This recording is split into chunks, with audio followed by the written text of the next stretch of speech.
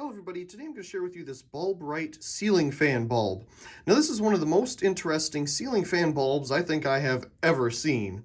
Now there was a point, well, many years ago now I suppose, where ceiling fans went away from the medium base socket and started using like intermediate and candelabra based bulbs. Why exactly? I'm not entirely sure, but probably to sell these really weird bulbs that probably cost way more and they could make more of a profit naturally. Anyway, this is a unique styled bulb in the fact that it's a floodlight with a candelabra base. Weird. So this is R16 in shape. It's 50 watts, 130 volts. Usually ceiling fan bulbs that I've seen, the generic A15 ones, are 120 volts and 40 watts. They could be making this 50 to, make for the difference between 130 volt running on 120 being a little dimmer. Either way, interesting design. Also, not exactly the best ceiling fan to choose for this example because that style would definitely need a, standard bulb to throw the light in all directions and not just one like a floodlight would. So, it's just unique all around. On the side here, we can get a little more information about the bulb. Of course, the back and the other side are exactly the same. Nothing really different on the top. And here is the bottom. So we'll go ahead and take one of the bulbs out. Take a look at it. So we have the Bulbrite etch here, 50 watt, 130 volt flood, and it's also stamped on the base. So I'm assuming this bulb was probably made for other manufacturers as well. Taking a look inside, we can see the C-shaped filament down in there, probably for vibration resistance inside of the ceiling fan, or, being mounted on it. One thing I do want to note, though, is we have a European friend here. It is R50 in shape, pretty much the exact same, except it has an E14 base versus our E12, as you can see. I believe this is 125, 130 volt as well. So made for the American market, unique.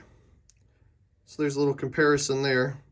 Probably used, a European style manufacturing process similar to these to produce this, just put a different base on it really.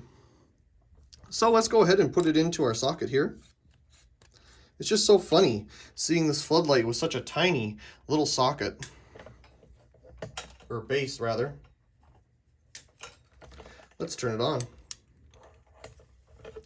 Okay, I'll hold it about 2 feet above the sensor here and point it directly at it. We get about 235 on the lux meter. You can take a look and see the wonderful C-shaped filament. Of course, it does dim very nicely, being incandescent. It is incredibly dim right now, but the exposure on this camera makes everything just look so bright. Of course, wonderful dimming. So let me hold it above the camera here. Light up our area. Not too bad, but for 50 watts, I would assume a little brighter. Of course, it is 130 volt running on 120, so that does dim it down. Nice even coverage, moving it around here. Very unique, just the design of this. A flood with a candelabra base. Can't say I've seen that one too often here in America. Anyway, I don't know much else to say about this thing. I've never seen a ceiling fan with this particular bulb in it, so maybe these weren't exactly that popular. Of course, the standard A15 shaped bulbs with candelabra bases were offered on the market at the time, but all ceiling fans now just have LEDs built into them that you can't replace anyway. So, whatever.